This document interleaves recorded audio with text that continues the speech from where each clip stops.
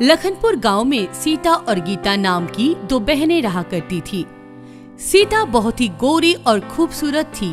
गीता सांवले रंग की थी और नैन नक्श भी इतने खास नहीं थे, लेकिन दोनों बहनों में रंग रूप को लेकर कोई भेदभाव नहीं था। दोनों में बहुत गहरा प्रेम था। सीता के पास एक तोता था जिसका नाम गीता ने मिट्ठू राम रखा था। बचपन से ही वो तोता इंसानों के बीच रहकर उनके कही हुई बातें को सीख लिया था। सीता रोज मिट्ठू राम से पूछता है, मिट्ठू राम जरा बताओ तो सीता की शादी कहाँ होगी? जहाँ गीता की होगी वही सीता की होगी। दोनों बहनें ये सुनकर जोर जोर से हंसने लगते हैं और खुश होकर मिट्ठू राम को खूब प्यार करते हैं। सीता अपनी बहन से इतना प्रेम करती थी कि वो अपने घर वालों से हमेशा एक बात कहा करती थी, पिताजी हम दोनों बहनें एक ही घर में शादी करेंगे। मैं उस लड़की से ही शादी करूंगी जिसका कोई भाई मेरी बहन गीता से शादी करेगा।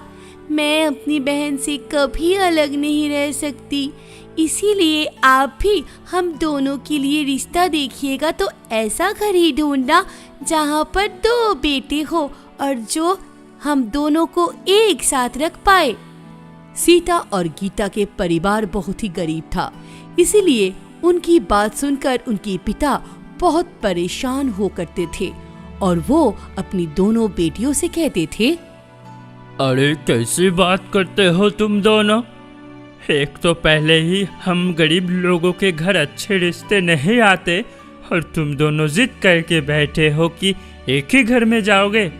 ऐसे तो अच्छा रिश्ता मिलने से बहुत देर हो जाएगी और बहुत ज़्यादा दहेज तो मैं नहीं दे सकता, इसलिए तो जो भी रिश्ता आएगा तुम दोनों हाँ कर देना।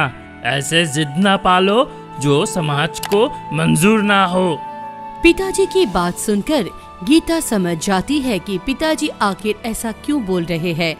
उसे पता था कि सीता बहुत ही सुंदर है, लेकिन वो इतनी सुंदर नहीं है, इसीलिए जो भी रिश्ता आएगा वो सीता को ही पसंद करेगा, लेकिन गीता को अपने घर की बहू बनाना मंजूर नहीं करेगा। ऐसे ही दिन बीत रहे होते हैं। सीता और गीता को देखने के लिए रिश्ते आते हैं, लेकिन सीता की जिद की वजह से कोई भी रिश्ता दोनों बहनों के लिए राजी नहीं होता है। कोई भी सीता को पसंद कर लेता, लेकिन गीता किसी को भी पसंद नहीं आता। एक दिन दोनों बहन नदी के किनारे बैठा हुआ था। तभी गीता सीता से कहता है, सीता मेरी बहन, हम दोनों अभी ये जिद छोड़ देते हैं। पिताजी पहले ही गरीबी की वजह से परेशान हैं, ऊपर से हमारी ये जिद उनको और भी मुश्किल में डाल देता है। मुझे देखकर हर कोई रिश्ते से मना कर देता है। ये तुझे भी मालूम है कि मुझे कोई भी अपने घर की बहू बनाना नहीं चाहता है, इसीलिए अब मैं भी शादी नहीं करना चाहती हूँ। मेरी बात मान और जो भी रिश्ता आए तो उसके लिए मान जा। गीता की ऐसी बात सुनकर सीता नाराज होकर बोलती है, सीधा सीधा क्यों नहीं कहती कि तू मुझसे उतना प्रेम नहीं करती है जितना मैं तुझसे प्रेम करती हूँ। तू ये सोच भी लिया कैसे कि सुंदर होने की वजह से मुझे पसंद कर लेंगे और तुझे मना कर देंगे तो मैं वहाँ शादी करूँगी। मेरी प्यारी बहन, तेरे साथ कभी कोई गलत ना कर पाए, इसीलिए मैं हमेशा तेरे साथ रहना चाहती हूँ और तू मुझसे ही दूर होना चाहती है। मैं तुझसे बात नहीं करूंगी अब। जा, तुझे जहाँ जाना है, जो करना है कर। ये कहकर सीता नाराज होकर वहाँ से चली जाती है। चलते चलते सीता एक बाइक वाले लड़के से टकरा जाती है। बाइक वाला उसे देखते ही पसंद कर लेता है, उसे उठाता है और बोलता है, अरे अरे चोट तो नहीं लगी तुम्हें? ये अच्छा है, पहले टक्कर मार दो फिर सॉरी कहकर पूछो कहीं चोट तो नहीं लगी है। चोट लग जाती तो देखकर नहीं चला सकती हो बाइक, तो चलाती ही क्यों हो? ना जाने कहां कहां से आ जाते हैं ऐसे लोग। अरे अरे तुम तो गुस्सा हो रही हो। चलो मैं तुमसे सॉरी नहीं कहती, कुछ और कहती हूँ। जिससे सुनकर शायद तुम्हारा गुस्सा गायब हो जाए। मेरा नाम नरेश है और मैं इस रामपुर गांव का मुखिया का बेटा हूँ। तुम मुझे बहुत पसंद आई हो, क्या तुम मुझसे शादी करोगी? सीता उस लड़की की ऐसी बात सुनकर शर्मा जाती है और वहां से भाग जाती है। नरेश दूसरे ही दिन सीता के घर अपनी माँ दमयंती देवी को लेकर रिश्ते की बात करने चले आते हैं। सीता के पिता नरेश से बोलते हैं, आपको सीता पसंद है, ये अच्छा लगा, लेकिन मेरी एक और भी बेटी है गीता, और सीता अपनी बहन से बहुत प्रेम करती है। दोनों बहन एक दूसरे से बिल्कुल भी अलग नहीं रहना चाहती, इसलिए आपको मेरी दोनों बेटी को ही अपने घर बहू बनाकर ले जाना होगा। अगर ये आपको मंजूर है तो ही सीता शादी के लिए राजी होगी। ये तो बहुत अच्छी बात है। मेरा एक और बेटा है जो कल अपनी पढ़ाई पूरी करके गांव में आने वाला है। वो जल्दी ही उसकी अच्छी सी जॉब लग जाएगी। अब अपनी दोनों ही बेटियों को बहू बनाकर मैं अपने घर ले जाऊंगा। गीता की फोटो भी ले लूंगी अपने बेटे को दिखाने के लिए। सीता और गीता के पिताजी अपनी दोनों बेटियों को बुलाते हैं। सीता और गीता अपने हाथों में चाय नाश्ता लेकर लड़के वालों के सामने आते हैं।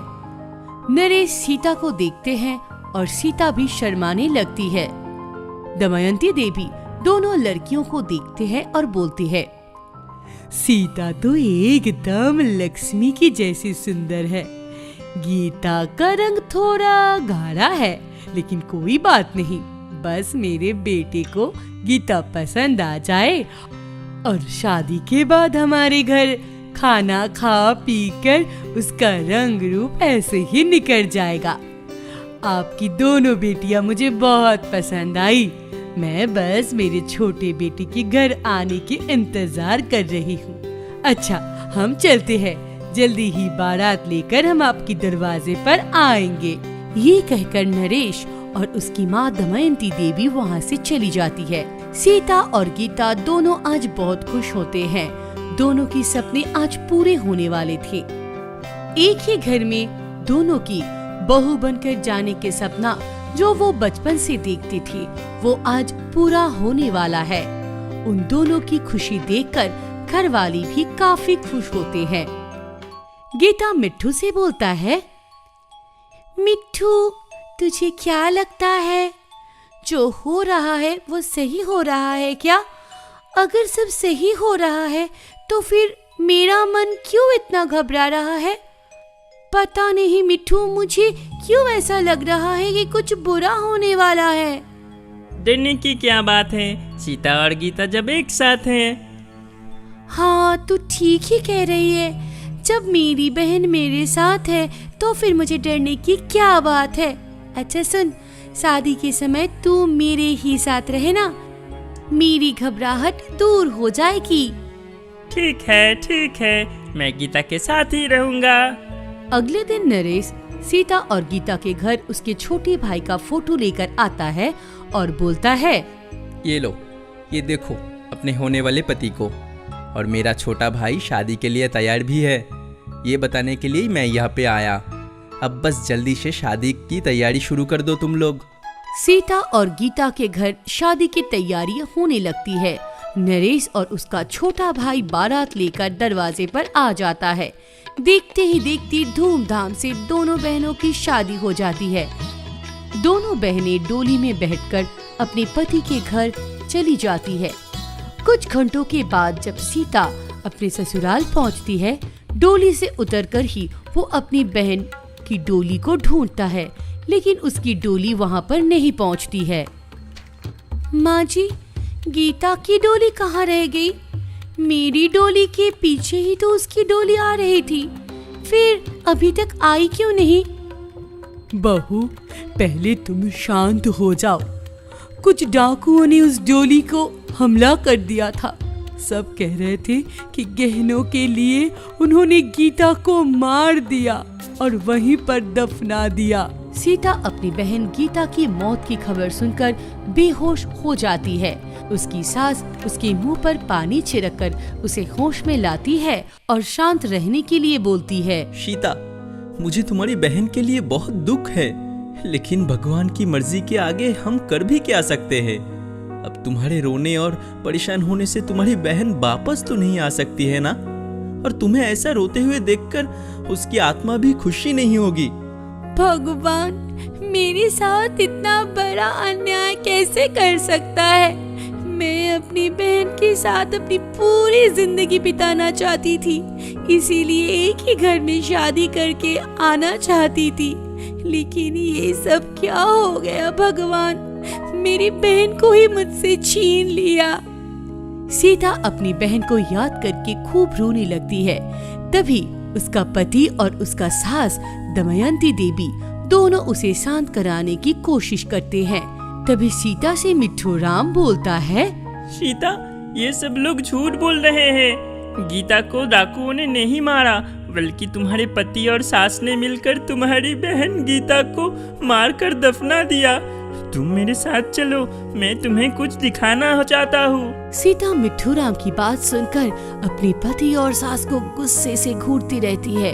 वो अपने पति को गिरेबान पकड़कर बोलती है, तुम लोगों ने मेरी बहन को मार डाला, आखिर क्या बिगाड़ा था मेरी मासूम बहन ने तुम लोगों की, क्यों मार डाला उसे, क्यों? ये सुनकर सीता की सास दमयंती देवी सीता से गुस्से में कहती है, हमने नहीं, तुमने मारा है अपनी बहन को, तुम्हारी जिद के वजह से वो मरी है। मेरे बेटे को तुम पसंद आई थी, लेकिन तुम्हारी जिद के वजह से हमें ये करना पड़ा। तभी हमने ऐसा सोचा कि कुछ ऐसा करे जिससे सांप भी मर जाए और लाठी भी ना टूटे। अब जो होना था हो गया है, तुम इस घर की बहू हो, तुम्हारी भलाई इसी में है कि चुपचाप अपनी पति के साथ जीवन बिताओ और अपनी उस काली मनहूस बहन को भूल जाओ। सीता अपनी पति और सास को धक्का देकर मिट्ठू राम के पीछे पीछे चली जाती है। मिट्ठू राम सीता को एक कब्रिस्तान में ले जाते हैं। सीता, यही है तुम्हारी बहन की कब्र, यहीं पर तुम्हारे पति और सास ने उसे मारकर दफना दिया। सीता गीता की कब्र पर बैठकर रोने लगती है। ये सब क्या हो गया? गीता मेरी बहन, मेरी जिद ने तेरी जान ले ली। तू ठीक कहती थी, मेरी जिद के कारण ही ये सब हुआ है। तभी वहाँ गीता का आत्मा आकर सीता से कहता है, सीता मेरी बहन, तू रो मत, तू रोएगी तो मेरी आत्मा को कभी शांति नहीं मिलेगी, और मेरी जान तेरी किसी भी जिद की वजह से नहीं गई, बुरी नजर वालों की वजह से गई है, जो रंग रूप में भेदभाव करते हैं, उनकी घटिया सोचने की वजह से मेरी जान गई है। इसीलिए तू खुद को दोषी मत मान। अच्छा, अब मैं चलती हूँ, आप अपना ख्याल रखना और हमेशा खुश रहना। हम इस जन्म में साथ नहीं रह पाए तो क्या हुआ, दूसरे जन्म में हम दोनों जरूर एक साथ जीवन बिताएंगे। मैं आ रही हूँ मेरी बहन, मैं आ रही हूँ गीता तेरे साथ। ऐसा कहकर सीता भी रोती रोती उसी कब्रिस्तान में गीता के कब्र के ऊपर ही अपना जान दे देती है। कोकिला अपने 3 गोरे भाइयों की इकलौती बहन है, जिसका रंग उसके पापा के जैसे काला है, और तीनों भाइयों का रंग अपनी माँ की तरह एकदम दूध जैसा है। पापा अपनी बेटी कोकिला को ज्यादा प्यार करते हैं, माँ अपने गोरे बेटों को ज्यादा प्यार करती है और कोकिला से नफरत करती है। कोकिला पढ़ाई में बहुत होशियार और शांत लड़की है। वहाँ उसके तीनों भाई पढ़ाई लिखाई में बिल्कुल कमजोर और गलत संगत में पड़े हुए लड़के होते हैं, जो स्कूल के नाम पे मूवी देखने जाते हैं। इन सभी बातों को लेकर आए दिन घर में पति पत्नी में झगड़ा हुआ करते हैं। एक दिन चारों बच्चे स्कूल के लिए तैयार होकर खाने की टेबल पर आते हैं और कोकिला बोलती है, पापा कल हमारे स्कूल में फैंसी ड्रेस कंपटीशन है जिसमें मैं बिल्कुल आपकी तरह आईपीएस ऑफिसर बनने वाली हूँ। Very good my great daughter, तुम एक दिन मुझसे भी बड़ी और बेहतरीन आईपीएस ऑफिसर बनोगी और मेरा नाम रोशन करोगी। मैं तो अभी से प्राउड फील करने लगा हूँ। बड़ी आईपीएस ऑफिसर मतलब आईपीएस किरण बेदी की तरह? हाँ मेरी बच्ची, बिल्कुल उन्हीं की तरह, एकदम ईमानदार, एकदम निडर। बस बस, अब खाना भी खा लो। जब देखो तब इसकी तारीफ की गंगा बहने लगती है। अच्छा, इस कंपटीशन में तुम तीनों क्या बन रहे हो मेरे लाडलो? मैं तो नेता बनूंगा। और मैं डाकू बनूंगा। और मैं बनूंगा बॉलीवुड का सुपरस्टार शाहरुख खान।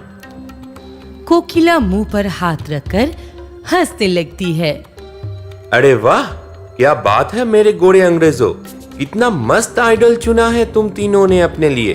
बिल्कुल अपनी माँ पर गए हो, रंग से भी और दिमाग से भी। तुम मेरे बेटों का मजाक मत उड़ाओ।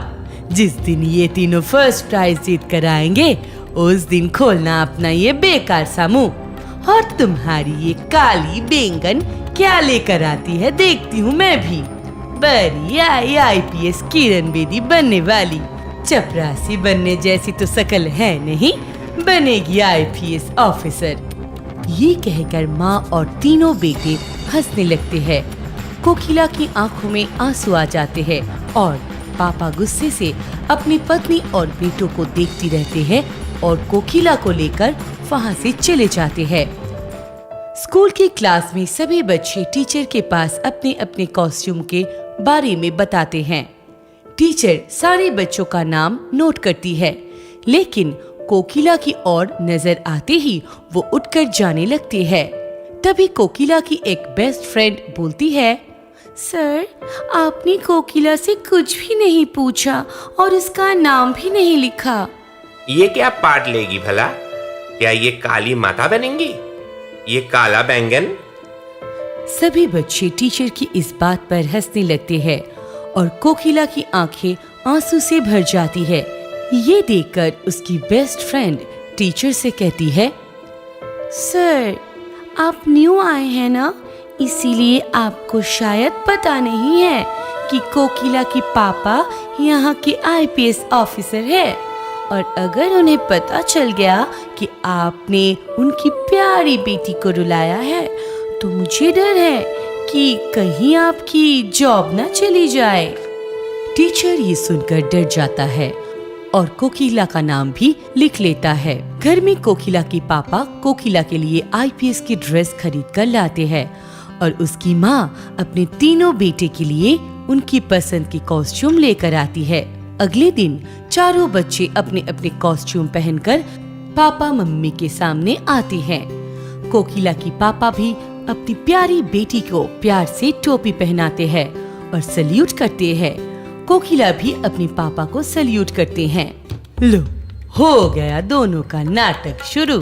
अपने तीनों बेटों को काला टीका लगाकर थू थू करते हुए बोलती है, किसी की काली नजर न लगे मेरे सुंदर सुंदर लाडलों को। और फिर सभी फैमिली फोटो जैसे सेल्फी लेते हैं। बड़ा बेटा कोकिला को धक्का देकर बोलता है, ये काली बंदरिया, तू हट जा हमारे बीच से, सारा फोटो खराब हो जाता है तेरी वजह से। हाँ, ठीक कहा भैया आपने। इसके साथ वाली फोटो ना तो इंस्टाग्राम में अपलोड करने लायक होती है और ना फेसबुक व्हाट्सएप के स्टेटस में शेयर करने लायक होती है। बकवास बंद करो तुम तीनों, तुम्हारी बहन है वो और तुम उससे ऐसे बात कर रहे हो? शर्म आनी चाहिए तुम तीनों को। क्यों शर्म आनी चाहिए मेरे बेटों को? और क्या गलत बोला है इन्होंने? सच करवा ही होता है। तुम ना सुन सकते हो तो अपने कान बंद कर लो। सच तो सच ही रहेगी ना। कोकिला ये सुनकर रोती हुई जाकर अपने पापा की कार में बैठ जाती है, पर किसी को कुछ भी नहीं कहती है। पापा को बहुत गुस्सा आ जाता है, लेकिन वो भी अपनी मॉर्निंग खराब नहीं करना चाहते हैं, इसीलिए चुपचाप चले जाते हैं अपनी बेटी को स्कूल छोड़ने। स्कूल प्रोग्राम शुरू होता है।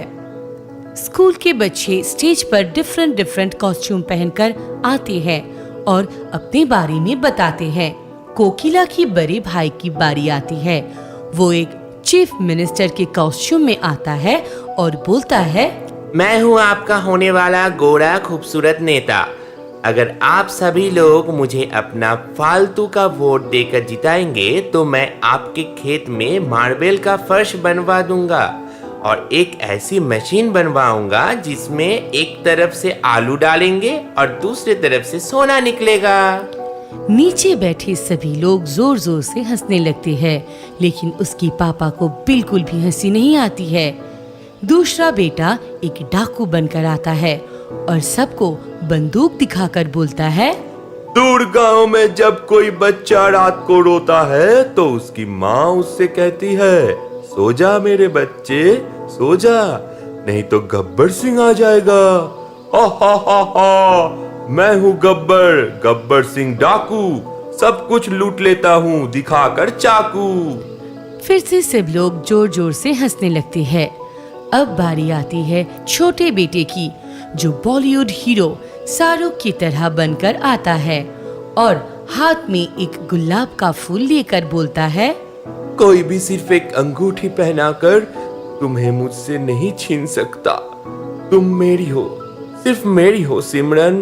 सभी नीचे बैठे लोग ताली बजाते हैं और हंसते हैं। अब बारी आती है कोकिला की। स्टेज पर लाइट ऑफ हो जाती है, बस एक हल्की सी रोशनी आती है जिसमें से आवाज आता है, मैं सतयुग में अपने भक्तों को बचाने के लिए काली का रूप धारण किया और सभी दुष्टों का नाश किया। अपने काली रंग के कारण काली माता कहलाया। समय बीता, पापियों ने फिर से जन्म लिया। मेरे भक्तों ने मुझे याद किया और मैं कलयुग में एक IPS बनकर आई। सारे पापियों का नाश किया और अपनी बहादुरी, मेहनत और हिम्मत से IPS किरण बेदी कहलाई। स्टेज पर पूरी रोशनी हो जाती है और सामने कोकिला IPS की ड्रेस में होती है, जिसकी एक हाथ में रिवॉल्वर होती है और दूसरे हाथ में तलवार पकड़ी हुई होती है और स्टेज पर सामने देखकर बोलती है, मैं एक बहादुर लड़की हूँ जो समय आने पर काली माता भी बन सकती हूँ और बहादुर IPS किरण बेदी भी। स्टेज पर जोर जोर से तालियां बरसने लगती है। कोकिला के पापा और मम्मी खड़े हो जाते हैं, ताली बजाते हैं। फर्स्ट प्राइज कोकिला को ही मिलता है, लेकिन आज हर कोई कोकिला से खुश होता है और उसके काले रंग से नहीं, बल्कि उसकी महान सोच और अच्छी बातों के लिए उसे देखकर प्राउड फील करते हैं। उसके तीनों भाई उसके साथ स्टेज पर खड़े होते हैं, सेल्फी लेते हैं, उसके रंग से भेदभाव नहीं करते हैं। उसकी टीचर भी आज उसके साथ सेल्फी लेते हैं और उसे सॉरी बोलते हैं। कोकिला बोलती है, सर आप सॉरी मत बोलिए, ये आइडिया तो मैंने आपसे ही लिया है, वरना इतना अच्छा इतना बड़ा सोच मेरी इत्तू सी दिमाग में कहाँ से आता। और दोनों मुस्कुराते हुए सेल्फी लेने लगते हैं।